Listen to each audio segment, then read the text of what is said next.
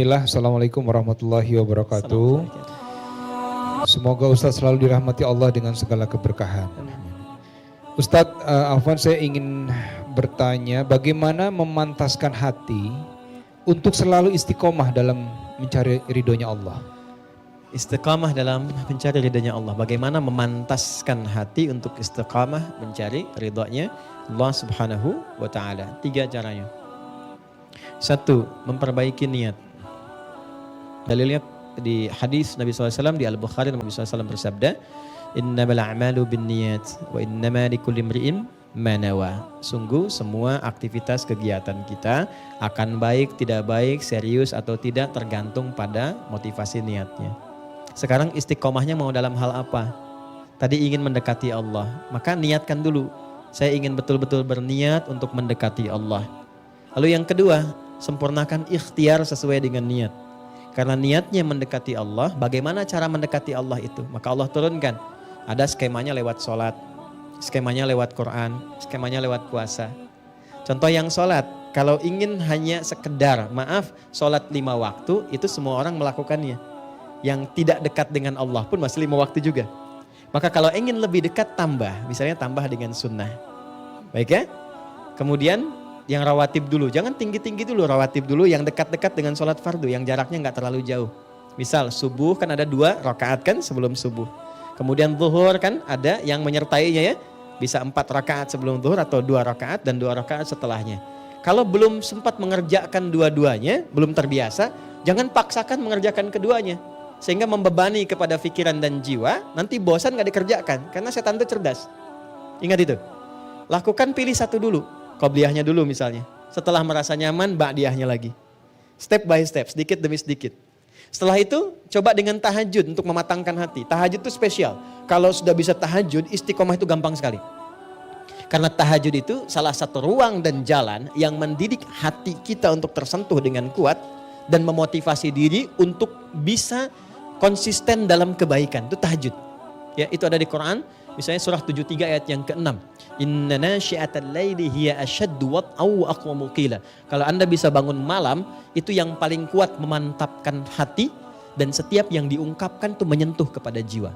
Beda curhat malam hari dengan siang hari itu lain. Anda doa malam dengan siang itu beda. Nah, tahajud itu jangan harus langsung kerjakan 11, 2, 3, ya terlalu banyak. Kalau belum pernah mengerjakan, rumusnya di hadis Muslim nomor hadis 749 dari Ibnu Umar, kerjakan 2 dulu. Ya, sholatul laili mathna, 2 aja dulu. Dan 2 pun, 2 jangan pilih dulu yang panjang-panjang sholatnya. Yang simpel dulu, yang kira-kira bisa kita pilih, yang nyaman kita baca. Suasana hati sedang cool, ya pilih yang cool-cool. Ya, qul a'udzu birabbil falaq, qul a'udzu birabbin nas gitu kan. Lalu witir 1 rakaat, qul huwallahu ahad, lengkap kan? 3 ya. Dan bangunnya jangan terlalu malam, pepetkan ke subuh.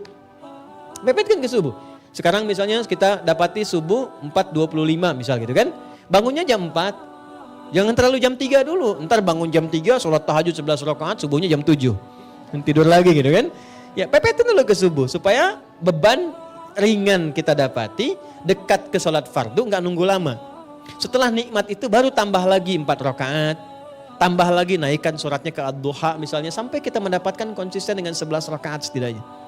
Ya, itu caranya. Yang ketiga, bergaul dengan orang soleh. Ya, di rumah angkat semua jadi soleh. Ya, punya visi. Ayo kita bergerak menjadi lebih baik yuk. Ya, bukankah kita ingin bertemu lagi, ingin dapat rahmat Allah. Pengen samara tapi jauh dari yang punya. Cuma ditulis saja di depan pintu. Keluarga samara. Pintunya yang samara gitu kan. Nah, sakinah mawaddah rahmah itu kan punya Allah. Dekati yang punya kita dapat. Itu di Quran surah 30 ayat ke-21. Itu kuncinya. Dekati Allah, maka Allah mendekati kita. Diberikan semua apa yang kita inginkan sepanjang maslahat dunia dan akhirat. Jadi 3 poin itu, ya jadikan keluarga yang baik, cari teman-teman yang baik. Setelah itu bikin kegiatan yang satu visi dulu. Misal nih, ketemu dengan teman yang baik, gimana kalau kita bikin program untuk tahajud dulu nih, saling ingatkan. Ya ada satu grup misalnya di situ 5 orang, ingatkan malam-malam ya, misalnya diingatkan telepon jam berapa kita sepakat. Setelah itu naik level ke puasa sama-sama. Ya, puasa Senin Kamis, Senin puasa, Kamis puasa, kumpul ngajak bareng-bareng. Tadi saya dengan Mas Baim diskusi itu di bawah nanya, Ustadz motivasi saya kenapa puasa Senin Kamis itu? Apa hikmahnya? Saya bilang Senin, Nabi pernah ditanya kenapa Rasulullah puasa Senin. Kata Nabi, hadza yauma wulidtu. Ini hari lahir saya puasa. Hari lahir saya. Pesannya di situ dua. Satu, dalam setiap hari kelahiran kita, syukuri itu kepada Allah. Apa hikmah puasa itu? Puasa itu bagian pentingnya adalah cara mendidik kita menjadi lebih baik. Makanya jarang ada orang sedang puasa berbuat buruk tuh nggak ada. Pemarah pun kalau sedang puasa nggak akan marah. Wah, dimaki orang nggak marah dia. Padahal udah 5:30, ya kan? Nggak marah. Ditanya istrinya, Pak kok nggak marah? Ntar habis maghrib. Habis maghrib dia lupa kan? Dia jaga tuh. Jadi singkatnya Pak, ketika puasa itu datang hari Senin, spiritnya boleh Anda puasa saat hari kelahiran. Saya antara hari Rabu puasa, boleh silahkan. Tapi inti dari situ adalah bukan karena puasanya. Coba saya 40 tahun nih, tahun depan misalnya kan, begitu pas di harinya, tanyakan selama 40 tahun ini sudah berapa kebaikan yang saya kumpulkan. Apa resolusi kita menjadi lebih baik daripada itu? Itu spiritnya. Yang kedua, kita mengharap dapat syafaat Nabi SAW. Dengan mencintai Nabi kita ikuti.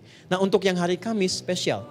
Kamis itu kata Nabi waktu amal kita diangkat kepada Allah dan disampaikan oleh malaikat. Pesan moralnya apa? Nggak disampaikan pun Allah sudah tahu. Tapi kenapa ada redaksi seperti itu? Untuk menunjukkan bahwa setiap amal kita dicatat.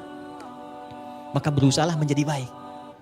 Maka bagaimana cara menjadi baiknya? Jangan baik personal. Ini yang sering jarang dilakukan. Sahur bareng-bareng dengan keluarga. Buka sama-sama, jangan baik sendirian. Kalau kita urutkan dengan pertanyaan-pertanyaan tadi, kenapa kalau saat berbuka kita tidak undang? Walaupun puasa sunnah, berbukalah dengan ayah mertua, ibu mertua, ya kan? Dengan ayah, dengan ibu, sekalipun mereka tidak puasa, tapi merasakan kenikmatan dari itu semua. Berbagi makanan, berbagi doa, berbagi kebaikan. Itu poinnya. Nah 3 langkah itu kalau sudah dilakukan, ya insya Allah sedikit banyak akan ada perubahan dalam kehidupan kita. Jelas saya kira ya?